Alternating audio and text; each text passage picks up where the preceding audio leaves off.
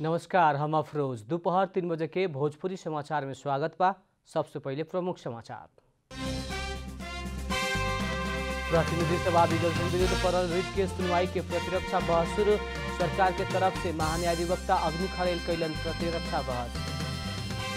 नेकपा दाहाल नेपाल पक्ष के केंद्रीय समिति बैठक जारी। बैठक समसामयिक विषय में केंद्रित।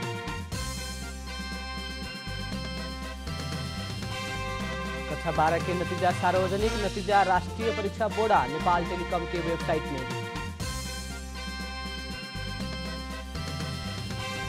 म्यांमार के नेत्री आंग सान सूकी सहित शीर्ष नेता सबके नियंत्रण में लेहल सेना के पुष्टि। संकटकाल घोषणा। रामेछाप नगरपालिका वार्ड नंबर 7 सुक्काजोर में सुविधा संपन्न कवर हॉल के होखे निर्माण।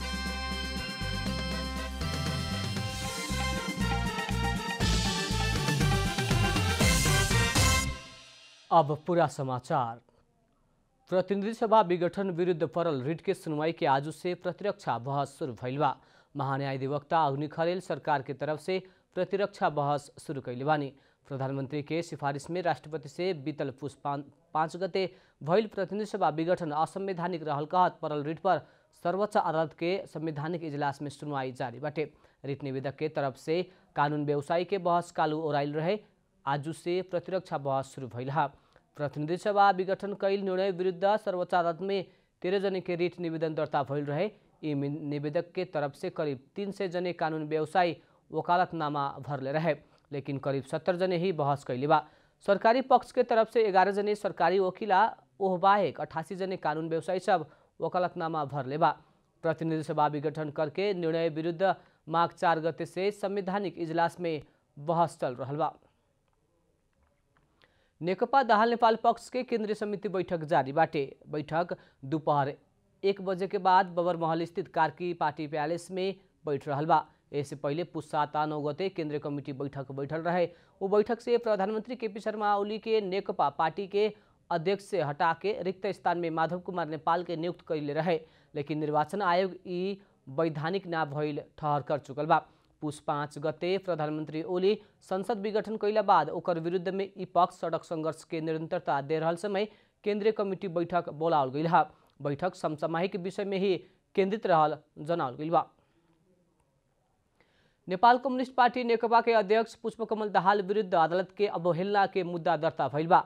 नेकपा अध्यक्ष दाहाल विराटनगर के सभा में देहल अभिव्यक्ति विरुद्ध अधिवक्ता समीर हायू मुद्दा दर्ता कैले बानी। नेकपा अध्यक्ष दाहाल विराटनगर में आयोजित विरोध सभा के संबोधन करत सर्वोच्च में मुद्दा पड़ल कारण धैर्यतापूर्वक बैठल बतौले रहने।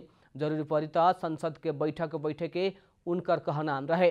प्रतिनिधि सभा विघटन विरुद्ध के मुद्दा सर्वोच्च अदालत में विचाराधीन रहल अवस्था में टिप्पणी कैल कहत अधिवक्ता हायू अवहेलना के मुद्दा दर्ता कराउने हा। मुद्दा के पेशी मंगर खातिर तोकल गइल बा। राष्ट्रीय परीक्षा बोर्ड कक्षा 12 के नतीजा सार्वजनिक कैले बा। नतीजा राष्ट्रीय परीक्षा बोर्ड आ नेपाल टेलीकॉम के वेबसाइट में देख सके के राष्ट्रीय परीक्षा बोर्ड के अध्यक्ष प्राध्यापक डाक्टर चंद्रमणि पौडेल जानकारी देहनी। बोर्ड ई बरस 40% अंक खातिर ही परीक्षा लेहले रहे। 40% अंक कक्षा 11 के या 20% अंक कक्षा 12 के आंतरिक मूल्यांकन से जोड़ के नतीजा प्रकाशित कैल गइल हा। कोरोना वायरस संक्रमण के कारण बीतल बैशाख में होखे ना सकल कक्षा 12 के परीक्षा अघ 9 गते से शुरू भइल रहे। परीक्षा में देश भर से 4,32,000 परीक्षार्थी शामिल भइल रहे। बागमती प्रदेश के प्रदेश सभा बैठक स्थगित भइल बा। आज दोपहर 2 बजे खातिर बोलावल गइल प्रदेश सभा बैठक स्थगित भइल हुए। प्रदेश सभा इतवार के रात एक सूचना जारी करत आजू खातिर बोलावल गइल प्रदेश सभा के बैठक विशेष के कारण आए वाला फागुन 5 गते दिन के 2 बजे बैठक के जनौलख। आज बैठक के कहल बैठक में प्रदेश के मुख्यमंत्री डोरमणि पौडेल विरुद्ध दर्ता भइल अविश्वास के प्रस्ताव पर छलफल करे के कार्यसूची तय भइल रहे। भोजपुरी समाचार में अब छोड़ विश्राम।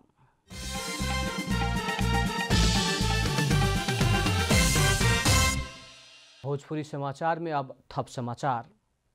मनाङ के नासुङ गाउँपालिका अंतर्गत जंगल में आगलागी अभी भी नियंत्रण में आवे ना सकल मनाङ प्रशासन जनौले बा। नासुङ गाउँपालिका वार्ड नंबर 6 से बीतल मंगल के शुरू भइल आगलागी अभिन वार्ड नंबर 7 आ 8 के जंगल में फैल रहल बा। जंगल में लागल आगी मुझावेला टोली प्रभावित क्षेत्र में पुगला पर भी आग मुझावेला समस्या भइल मनाङ प्रशासन जनौले बा। डढेलो प्रभावित क्षेत्र के मुख्य बस्ती के जोखिम कम करला भी जंगल के डढेलो नियंत्रण बाहर बाटे। यद्यपि अभिन जंगल में लागल रहल आगी कम भइला पर भी हवा के कारण आगलागी फैल सके के संभावना बा। आगलागी नियंत्रण के प्रयास जारी रहल बा। आगी लगावे वाला व्यक्ति के भी खोजी कार्य हो रहल मनाङ प्रशासन जनौले बा।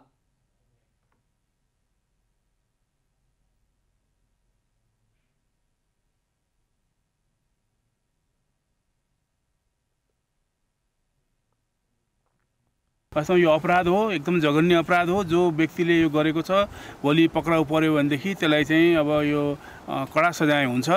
यसले चाहिँ धेरै ठुलो नोक्सान चाहिँ हामीले बिहोर्नु पर्यो। धेरै एउटा त्रासको वातावरण बिहोर्नु पर्यो। यत्रो सुरक्षा अङ्गहरू परिचालन गर्नु परेको छ। यत्र गाउँलेहरू आतंकित भएका छन्, राति सुत्न सकेका छैनन् हैन। उनीहरू आफै सक्रिय भएर पनि यसमा लागिरहेका छन् र त्यो चाहिँ अपराधी मान्छेलाई चाहिँ भेटियो भने हामी कानुनको दायराभित्र ल्याउँछौँ। माघ 13 गते से तिल्चे आ थोचे के बीच दूधखोला के सीमा क्षेत्र से आगलागी फैल रहे। आगलागी से चरण क्षेत्र ही ना बल्कि जड़ी बूटी संकलन क्षेत्र में समेत क्षति पुगल बा। झापा के कचन कवल गाउँपालिका वार्ड नंबर 1 घेराबारी स्थित एक घर में आगलागी भइला बाद एक जने की मृत्यु भइल बा। कालू रात 1:15 बजे भइल आगलागी में अंदाजी 60 वर्ष के गोवर्धन राजवंशी की मृत्यु भइल इलाका प्रहरी कार्यालय घेराबारी जनौले बा। घर के अन्य सदस्य भाग के जान बचाव में सफल भइल बा। भद्रपुल आ बिरता मोड़ नगरपालिका के दमकल स्थानीयवासी या घेराबारी प्रहरी टोली के सहयोग में सोमवार के सवेरे करीब 2 बजे आगे नियंत्रण में लेने रहे। आगलागी से राजवंशी के 3 गो घर पूर्ण रूप में जर के साथे पशु चौपाया भी जर के मरल प्रहरी जनौले बा। आगलागी से भइल क्षति के यकीन विवरण आगलागी के कारण ना खुलल जिला प्रहरी कार्यालय झापा के प्रहरी नायब परीक्षक राकेश थापा जानकारी देने। नेपाली सेना के नियमित अभ्यास योजना मुताबिक आज रात बख्तरबंद गाड़ी सब काठमाडौँ चक्रपथ के चक्कर लगावेला बा। सेना आज रात 10 बजे काठमाडौँ के चक्रपथ में 10 गो बख्तरबंद गाड़ी के चक्रपथ परिक्रमा में करे के जनौले बा। सीतापाइला चौक से परिक्रमा शुरू करके चक्रपथ के एक चक्कर पूरा करे के फिर सीतापाइला चौक में पहुंच के समाप्त होके के सेना जनौले बा। वही लेखा 21 गते के अभ्यास भी सीतापाइला चौक से शुरू होके कलंकी सादो बाटो कोटेश्वर होखत 5 खाल पुग के फिर उहे रूट होके सीतापाइला में ही आके संपन्न होके के सेना जनौले बा।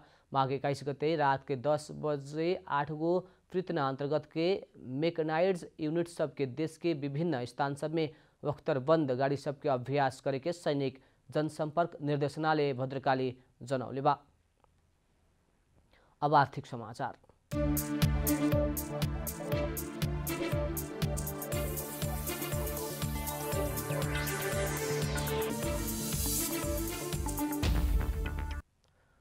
आज सोना के दाम तोला में 500 रुपया से बढ़ल बाटे। बाजार में छापा वाला सोना प्रति तोला 92,600 रुपया में कारोबार हो रहल नेपाल सुनचादी व्यवसायी महासंघ जनौले बा।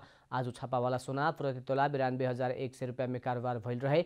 आज तेजाबी सोना प्रति तोला 92,100 रुपया में कारोबार हो रहल बाटे।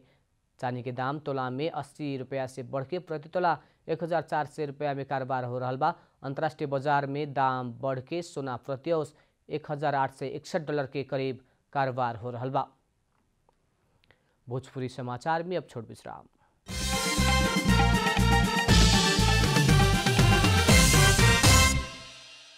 भोजपुरी समाचार में अब अंतर्राष्ट्रीय समाचार।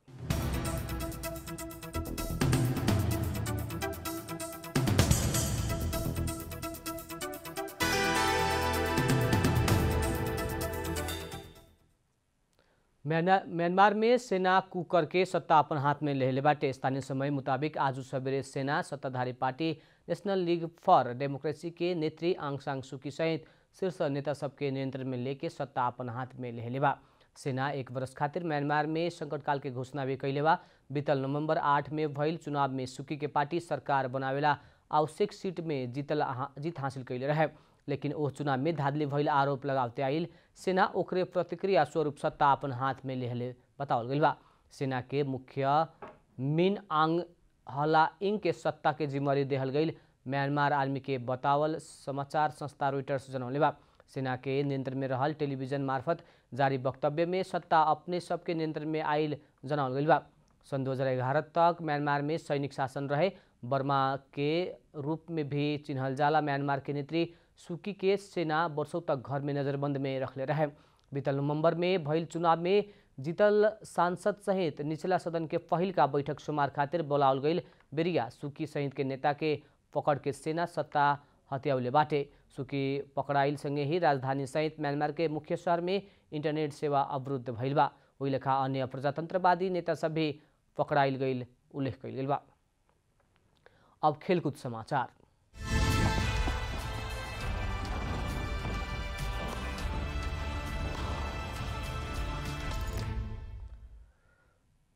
रामेछाप के रामेछाप नगरपालिका वार्ड नंबर 7 सुकाजोर में सुविधा संपन्न कवर हॉल बने वाला बा।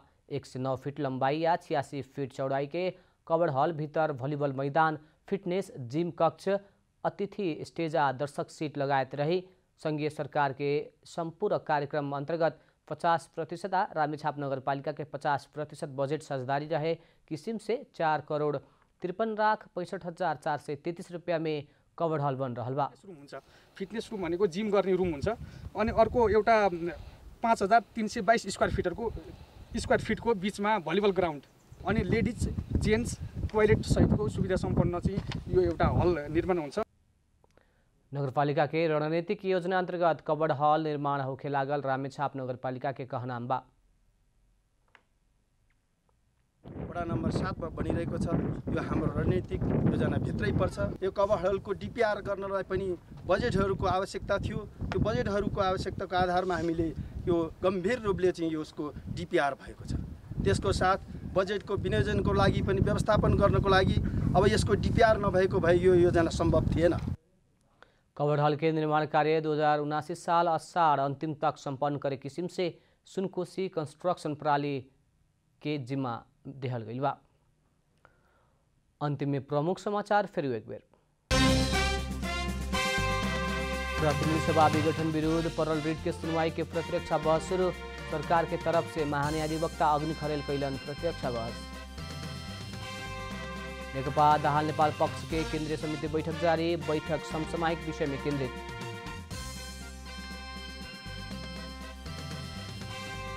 कक्षा 12 के नतीजा सार्वजनिक। नतीजा राष्ट्रीय परीक्षा बोर्ड नेपाल टेलिकॉम के वेबसाइट में।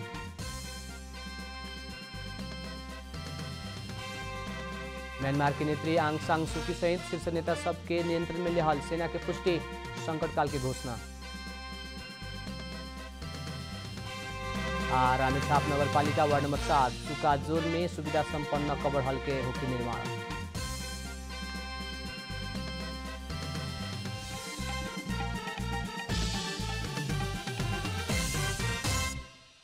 भोजपुरी समाचार अभी खातिर इतना ही। जनता द्वारा जनता खातिर प्रसारित जनता टेलीविजन के कार्यक्रम सब यूट्यूब, ट्विटर, फेसबुक का हमने के वेबसाइट जनतासमाचार.com में भी पढ़ा देख सकत पानी।